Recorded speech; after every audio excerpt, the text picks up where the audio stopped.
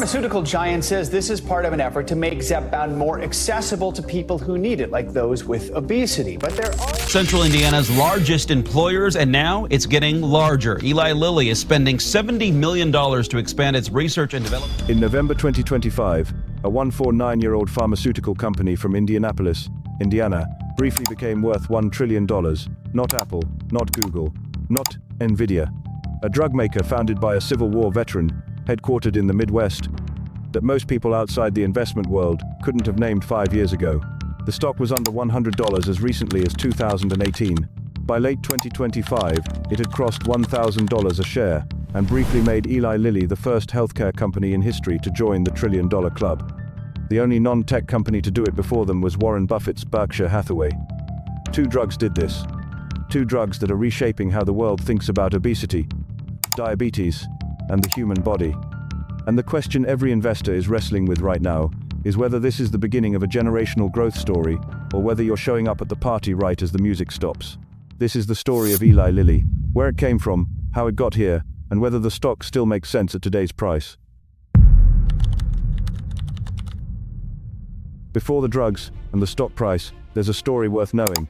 Colonel Eli Lilly was a Union Army officer who fought in the Civil War, was captured, and spent months as a prisoner of war. After the war, he tried to run a cotton plantation in Mississippi. It failed. His first wife died.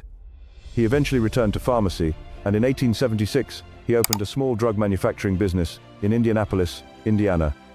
He was 38 years old. What separated him from other pharmaceutical makers of the era was his insistence on rigorous quality. This was a time when miracle cures sold from wagons were everywhere. Colonel Lilly believed in standardized, reliable, research-backed medicine. He pushed for federal regulation of the pharmaceutical industry, and many of his suggested reforms were enacted in 1906, helping create what became the FDA.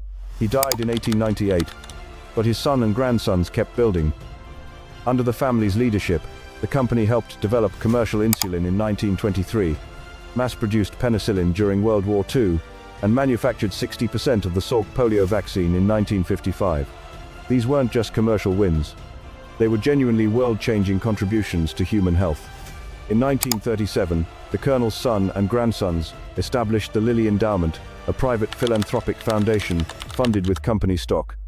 As of 2023, that endowment holds $62 billion in assets, making it one of the largest private foundations on Earth.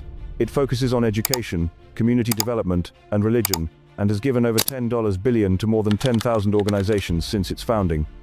The family philosophy, passed down from the Colonel: do good quietly, without wanting credit for it. In May 2022, the FDA approved tirzepatide for type 2 diabetes.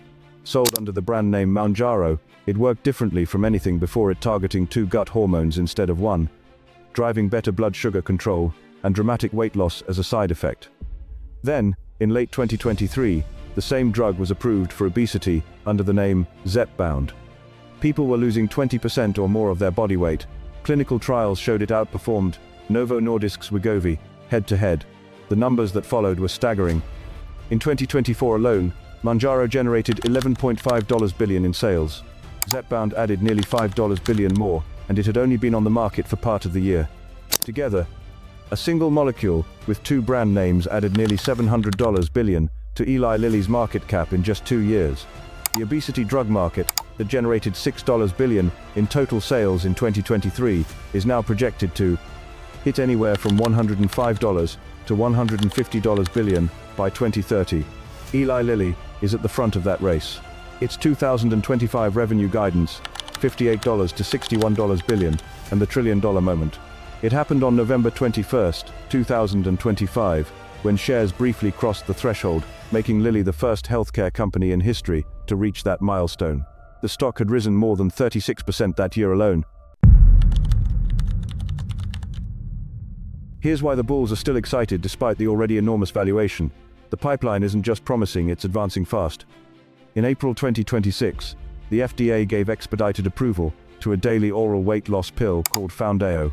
This matters because a pill is a fundamentally different product than a weekly injection. It opens the market to people who can't or won't self-inject.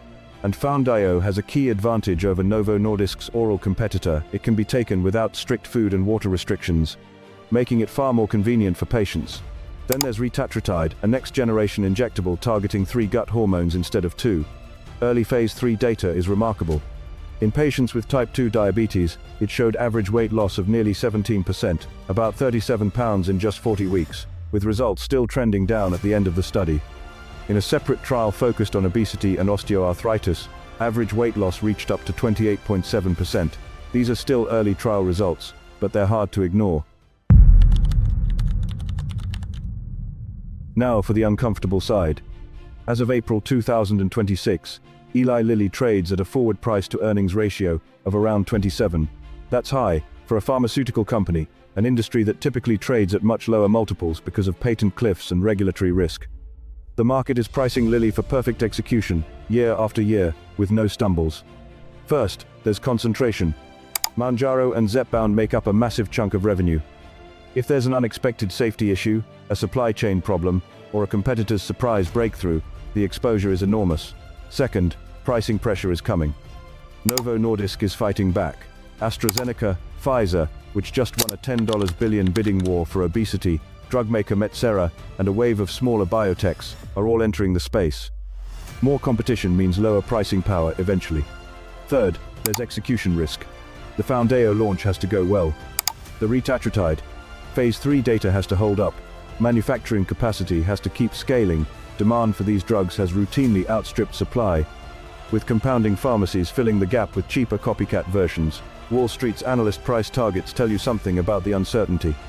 The consensus is around $1,218 to $1,248, but the range runs from a high of $1,500 all the way down to $850. That's not a tight cluster of confident predictions, that's serious disagreement about what this company is actually worth. So, is Eli Lilly a growth giant or a valuation risk? Honestly, it's both. And that's exactly the dilemma. The growth story is real, the science is real. The founder built this company on the principle of rigorous, reliable medicine, and nearly 150 years later, that company is producing some of the most consequential drugs in modern history.